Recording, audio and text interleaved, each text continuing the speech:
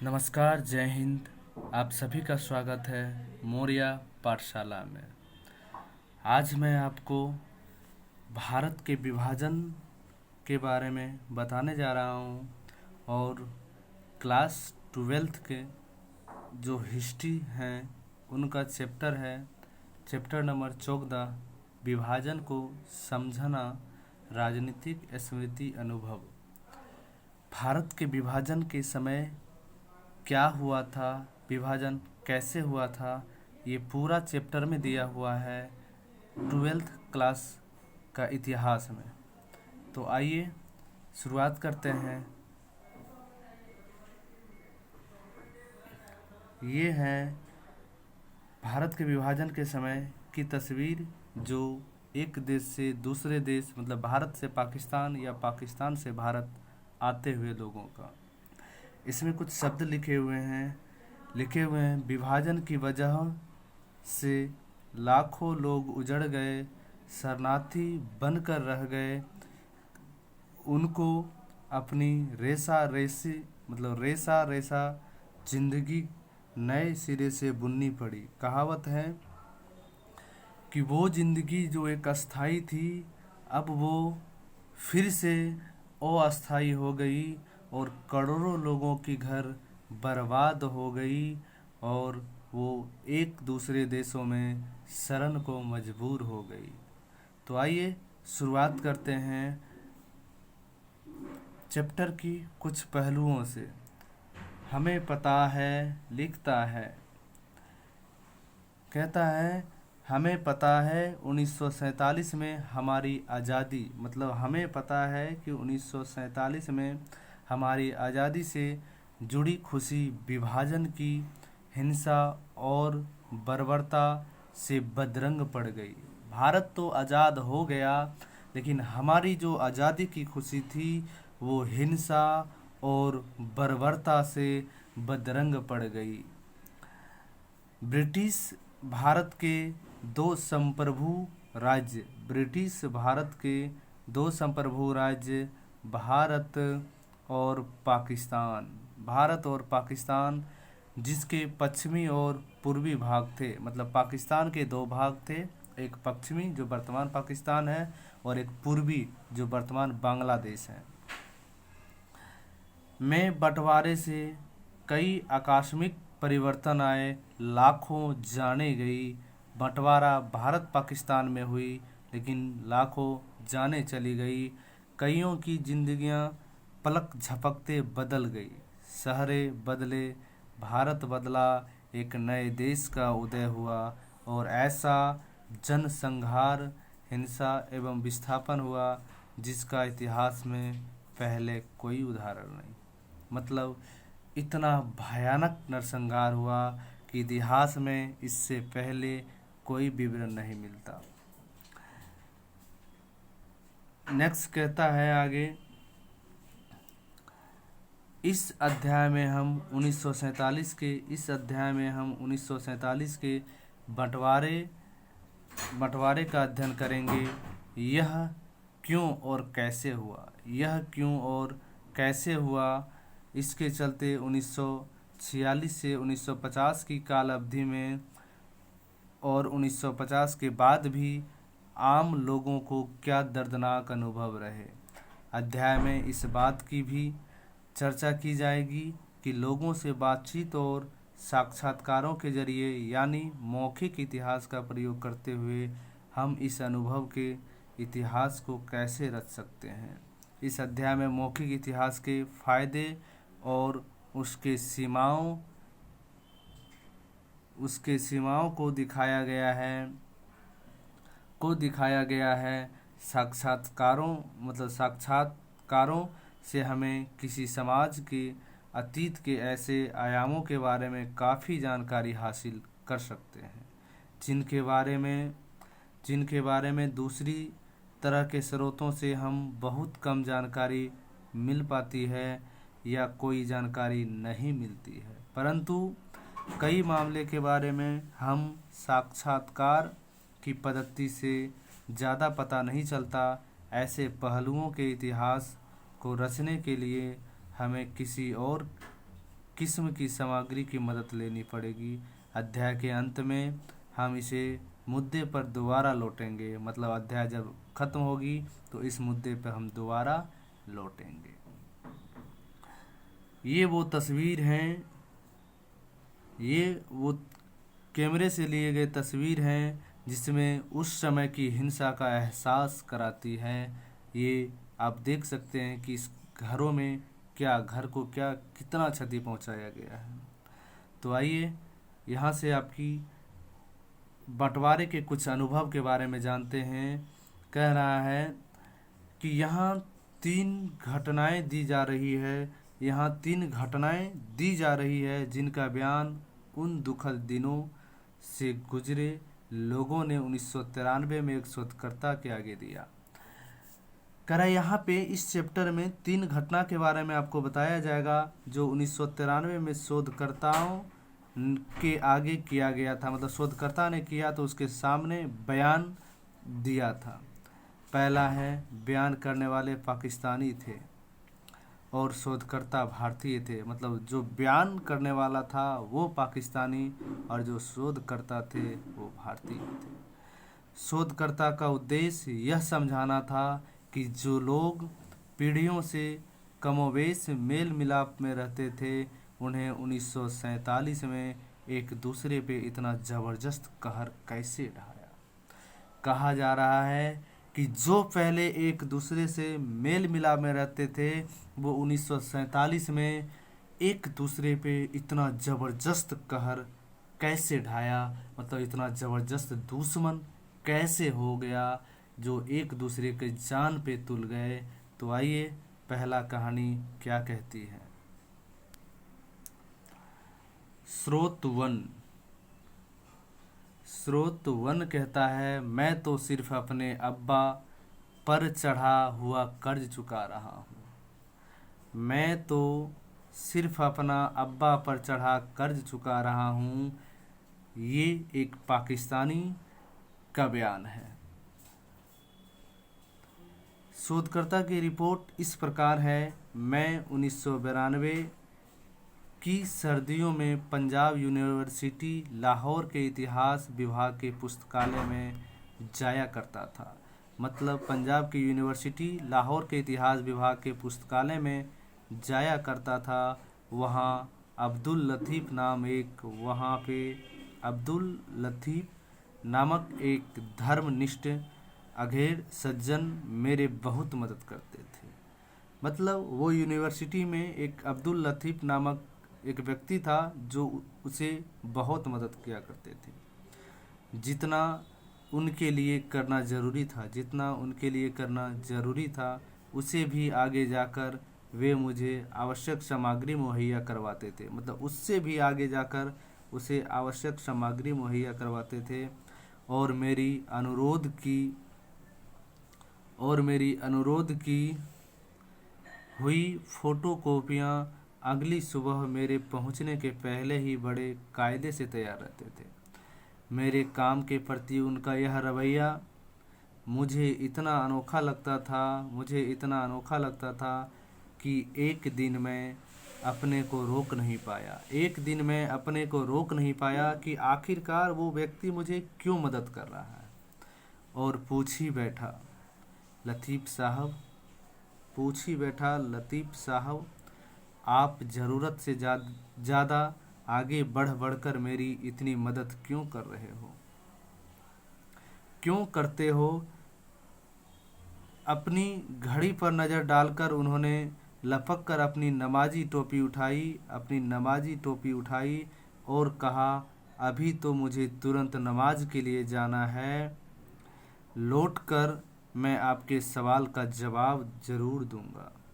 आधे घंटे बाद अपने दफ्तर में लौटते ही उन्होंने बात आगे बढ़ाई। आधे घंटे के बाद लतीफ़ साहब आए और बात को आगे बढ़ाई। हाँ, आपका सवाल मेरा मतलब है मेरे वालिद जम्मू से थे। जम्मू ज़िले के एक छोटे से गांव के बासिंदे में हिंदुओं का दबदबा था। मतलब उसका जो पिता थे, वालिद थे, वो जम्मू के एक छोटे से गांव के बासिंदे थे। इस गांव में हिंदुओं का दबदबा था और अगस्त 1947 में इलाके के हिंदू गुंडों ने अगस्त 1947 में इलाके के हिंदू गुंडों ने गांव की तमाम मुसलमान आबादी को मार डाला। कह रहा है कि गांव की तमाम मुसलमान आबादी को मार डाला। कौन कह रहा है? तो ये पाकिस्तान की अब्दुल लतीफ़ साहब। एक रोज़ तीसरे पहर जब हिंदुओं की भीड़ का पागलपन अपनी हदें पार कर रहा था, तो मेरे अब्बा को पता चला कि गांव में शायद वे ही एकमात्र मुस्लिम नौजवान हैं।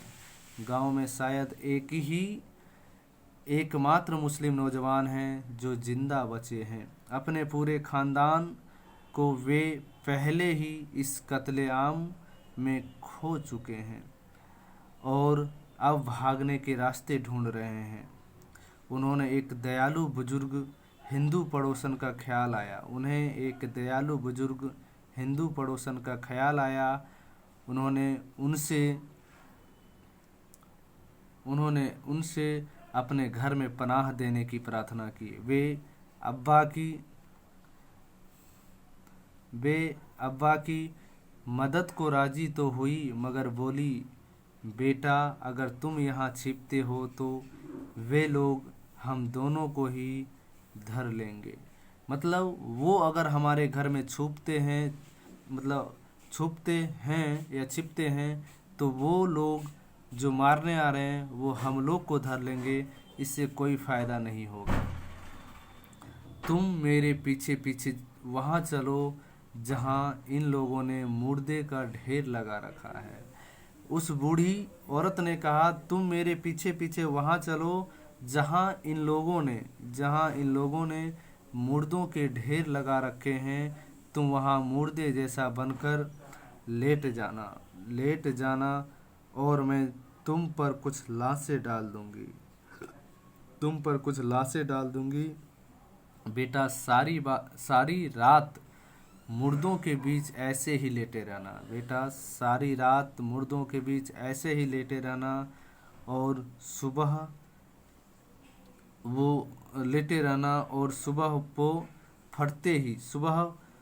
फटते ही जी जान से सियालकोट की तरफ दौड़ जाना। सियालकोट वर्तमान पाकिस्तान में है, तो सियालकोट की ओर दौड़ जाना। आगे कहता है, मेरे अब्बा यह सुझाव मान गए। फिर वे दोनों वहां गए जहां लाशें पड़ी थी। अब्बा चुपचाप जमीन पर लेट गए और बूढ़ी माई ने उन पर कई लाशें डाल दी। कई घंटे भर बाद हथियारबंद हिंदू दंगाइयों का एक जत्था वहां आ धमका। उनमें से एक चिल्लाया, किसी में कुछ जान बची है, और दूसरे लोगों ने अपने अनगढ़ लाठियां और बंदूकों से उस ढेर में जिंदगी की आसार तलाशने लगे। कोई चिल्लाया, अरे इस लाश की कलाई पर घड़ी है।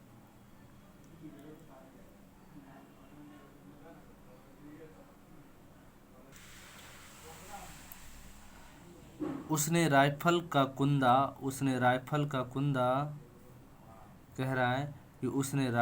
कुंदा जोर से अब्बा की उंगलियों पर दे मारा। अब्बा जी बताया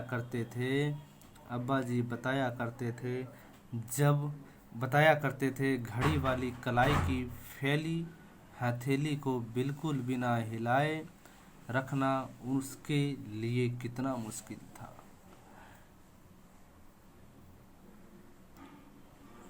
किसी तरह कुछ सेकंड तक वे ऐसे करने में कामयाब रहे। तभी दंगाइयों में से कोई बोला, अरे अरे एक ही घड़ी ही तो है, चलो चलो यहाँ से अंधेरा होने लगा है। अब्बा जी की तकदीर थी कि वे लोग चले गए। मेरे अब्बा पूरी रात उस मरघट के माहौल में लेटे रहे। सुबह की उजास होते ही सचमुच अपनी जान लगाकर ही भागे। सियालकोट पहुंचने तक वे रुके ही नहीं। जब तक सियालकोट नहीं पहुंचे तब तक अब्दुल लतीफ़ की अब्बा रुके ही नहीं। मैं आपकी मदद इसलिए करता हूँ मैं आपकी मदद इसलिए करता हूँ कि एक हिंदू माई ने मेरे अब्बा की मदद की थी। मैं तो सिर्फ अपने अब्बा पर चढ़ा हुआ कर्ज चुका रहा हूँ। मैं तो सिर्फ अब्बा पर चढ़ा हुआ कर्ज चुका रहा हूँ। मैंने कहा, मगर मैं तो हिंदू नहीं, सिख खानदान से हूँ। मगर मैंने कहा, मैं तो हिंदू नहीं, सिख खानदान से, या हद से हद एक मिले जुले हिंदू सिख खानदान से हूँ। मैं ठीक ठाक नहीं जानता कि आपका मजहब क्या है। मैं ठीक ठाक नहीं जानता कि आपका मजहब क्या है, पर आप केस भी नहीं रखते और मुसलमान भी नहीं हो। सो मेरे लिए आप हिंदू ही हो। और मैं जो थोड़ा बहुत आपके लिए करता हूँ वह इसलिए कि एक हिंदू माई ने मेरे अब्बा को बचाया था। ये श्रोता 1 की कहानी है। अब श्रोता 2 की कहानी क्या है, आइए देखते हैं। श्रोता 2। बरसों हो गए मैं किसी पंजाबी मुसलमान से नहीं मिला। एक व्यक्ति है जो कहता है कि बरसों हो गए मैं किसी पंजाबी मुसलमानों से नहीं मिला। तो आइए इसकी कहानी को देखते हैं।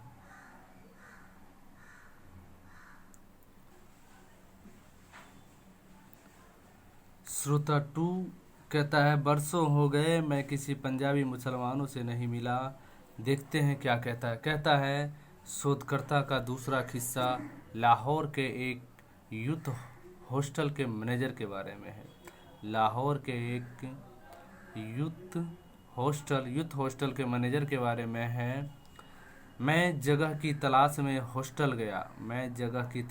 हॉस्टल गया और वहाँ मैंने तुरंत अपनी नागरिकता की घोषणा कर दी थी। मैनेजर ने कहा, आप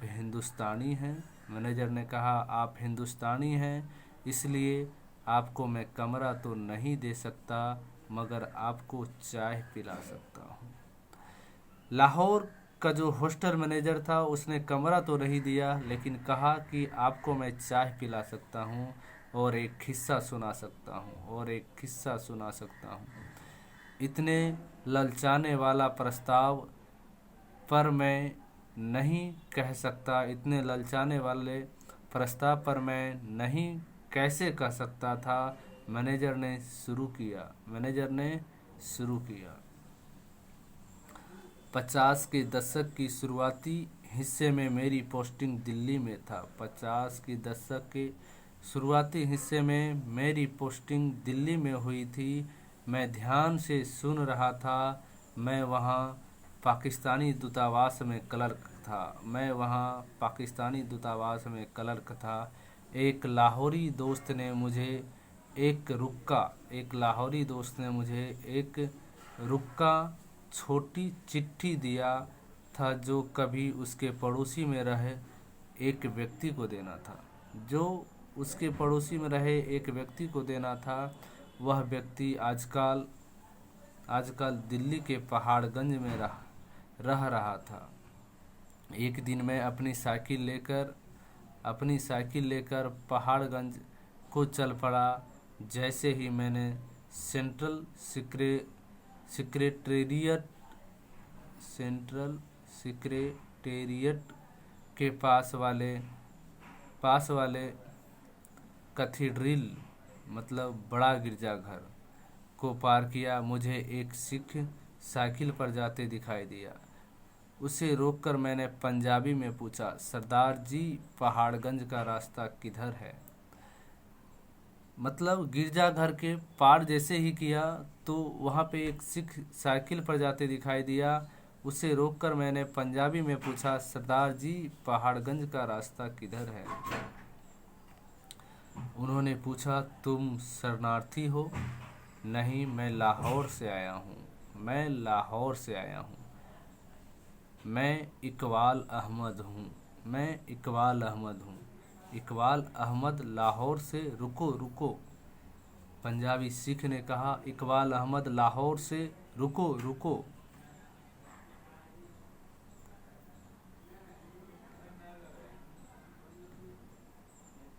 वह रुको की आवाज़ मुझे बेरहम हुक्म जैसी सुनाई दी।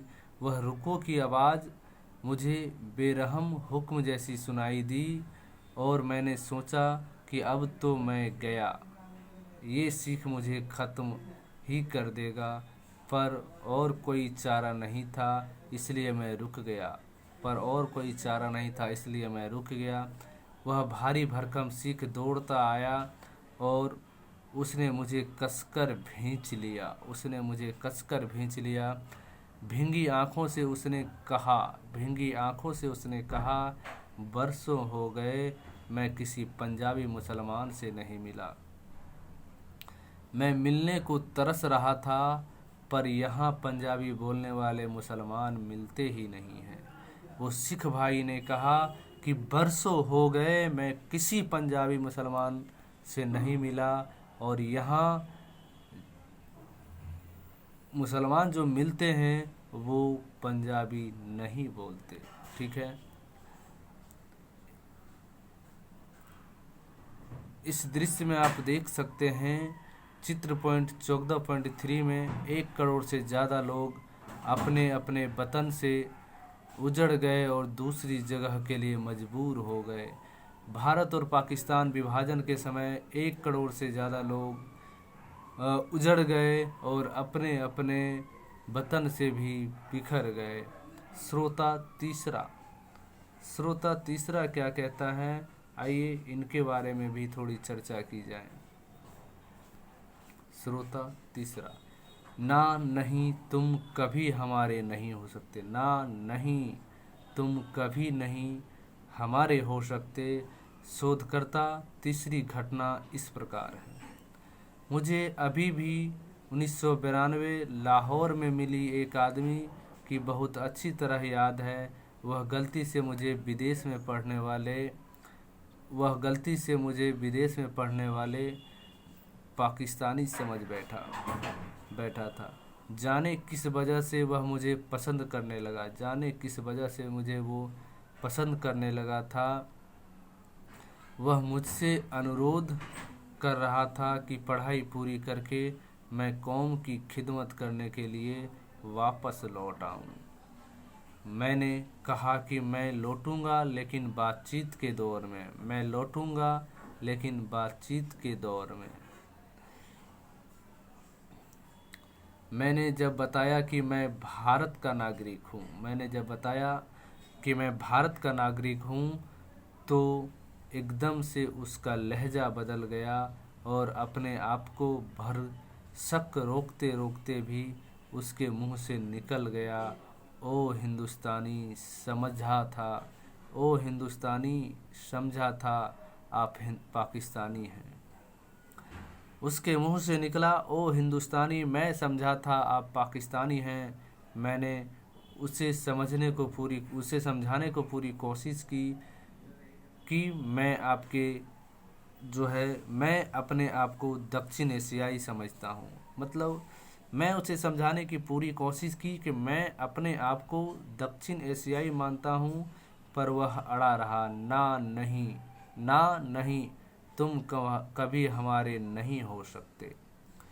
तुम कभी हमारे नहीं हो सकते। तुम्हारे लोगों ने 1947 में पूरा गांव का गांव सफाया कर दिया था। हम कट्टर दुश्मन हैं और हमेशा रहेंगे। हम कट्टर दुश्मन हैं और हमेशा रहेंगे। कहता है, इसमें लिखा हुआ है, प्रत्येक स्रोत से आपस में बातचीत करने वाले इन लोगों के रुख के बारे में हमें क्या पता चलता है। ये कहानियाँ लोगों के विभाजन संबंधी विभिन्न स्मृतियाँ के बारे में हमें क्या बताती है। इन लोगों ने खुद को और एक दूसरे को कैसे पेश किया और पहचाना। आगे है, चर्चा कीजिए विभाजन संबंधी लेखन में ऐसी कहानियाँ के महत्व का मूल्यांकन कीजिए। यहाँ से शुरुआत होती है ऐतिहासिक मोड़, लेकिन ये वीडियो लंबी हो जाने के कारण आज मैं यहीं तक रखूँगा। फिर नेक्स्ट वीडियो में आपको ऐतिहासिक मोड़ के बारे से लेके चलूँगा और पूरा भारत पाकिस्तान विभाजन को समाप्त करूँगा।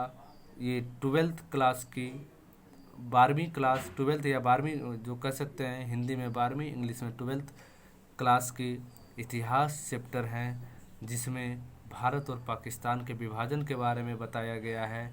ऐसी कई कहानियाँ होंगी भारत और पाकिस्तान के बारे में और विभाजन के समय में जो हमें नहीं पता या आपको नहीं पता। तो मैं आपके सामने और आपके लिए, आपका क्लास के लिए ये कहानियाँ का पेश कर रहा हूँ। ये पूरा का पूरा चैप्टर मैं पेश कर रहा हूँ। अगर आपको ये चैप्टर अच्छा लगे तो एक लाइक कर दीजिएगा, दोस्तों के साथ शेयर कर दीजिएगा और कमेंट करके बताइएगा कि आपको ये कहानियाँ कैसी लगी। और जय हिंद लिखना मत भूलिएगा। धन्यवाद आपको मेरे तरफ से, और आज ये कहानियाँ यहीं तक। जय हिंद।